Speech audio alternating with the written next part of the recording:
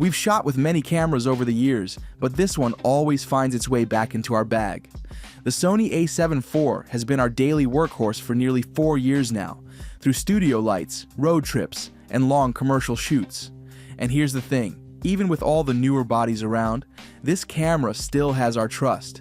It's not perfect, but it's been steady, reliable, and sometimes even surprising. So let's talk about why we, and many others, still rely on it today, and what makes it more than just another hybrid camera.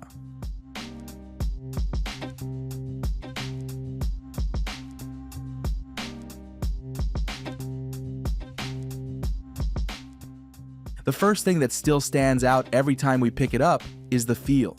That magnesium body and sturdy grip might not be the softest design out there, but it's solid, reliable, and feels professional in the hand. We've used it for hours during long client sessions, and it never felt awkward or cheap. The buttons still click sharp, the dials haven't loosened, and the switch between photo and video under the mode dial makes workflow smoother than we ever expected.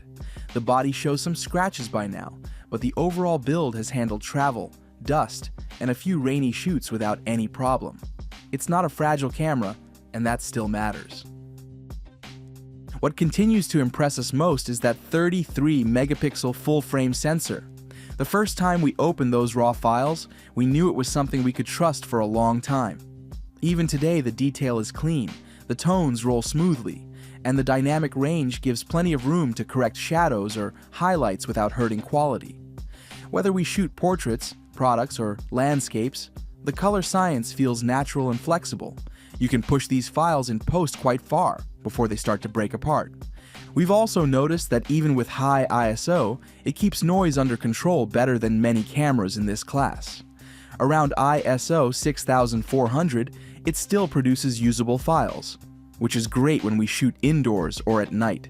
For us, that balance between resolution, color depth, and manageable file size has kept this camera relevant all these years.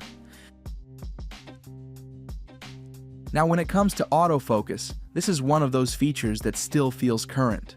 The real-time eye AF for humans, animals, and birds works as confidently now as it did on day one. We rarely worry about missing focus during a shoot, whether it's a fast product sequence, a portrait with shallow depth, or an interview setup, it locks right where it should. Sure, newer Sony bodies with the AI chip track a bit smarter, but the A7 IV system is still rock solid. It gives us the peace of mind we need when the pressure's high. The burst speed maxes out at 10 frames per second, which isn't blazing fast but is still enough for most work. And since the last firmware updates and better CF Express Type A cards, the old buffer limitation has mostly gone. You can shoot long sequences comfortably without it freezing up, which used to be an issue early on. For video, this camera continues to hold its own. The 4K 30p footage is oversampled from a 7K readout, which gives a detailed and crisp image that's still very competitive even now. And having 10-bit 4 2 color gives us real freedom when grading.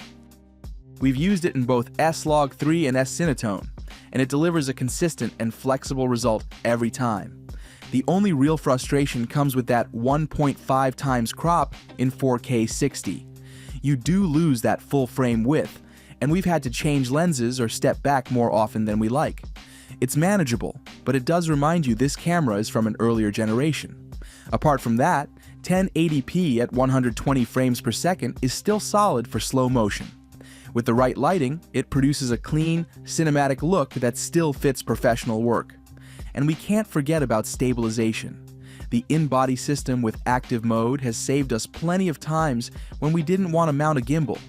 It crops a bit, but the trade-off feels worth it for most handheld shots. Plus, the gyro data recorded in-camera helps a lot when stabilizing footage later in post.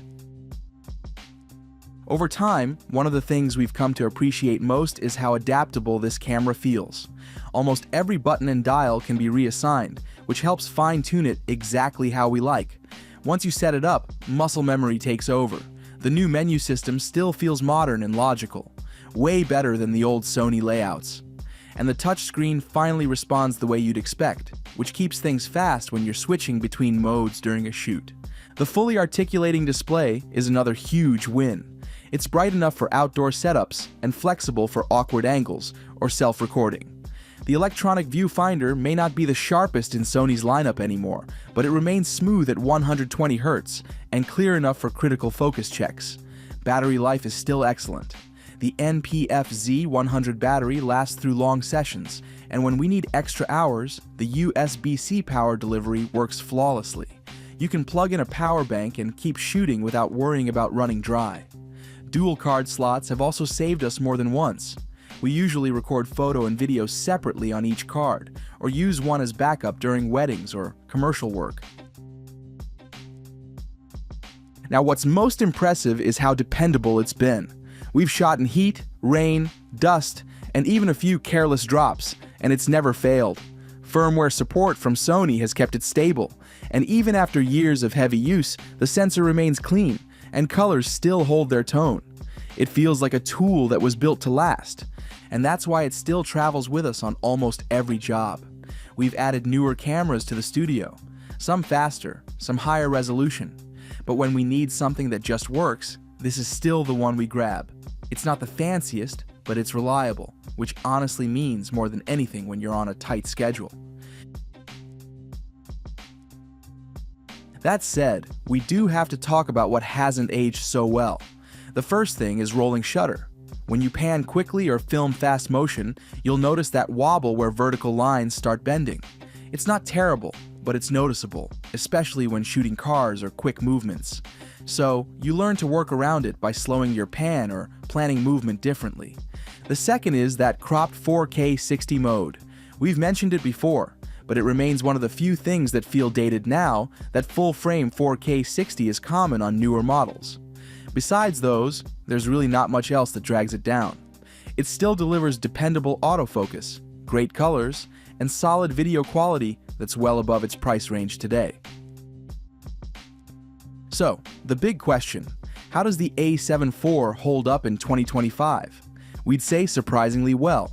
Newer bodies like the A7 IV or A9 III bring faster sensors, advanced subject detection, and higher frame rates.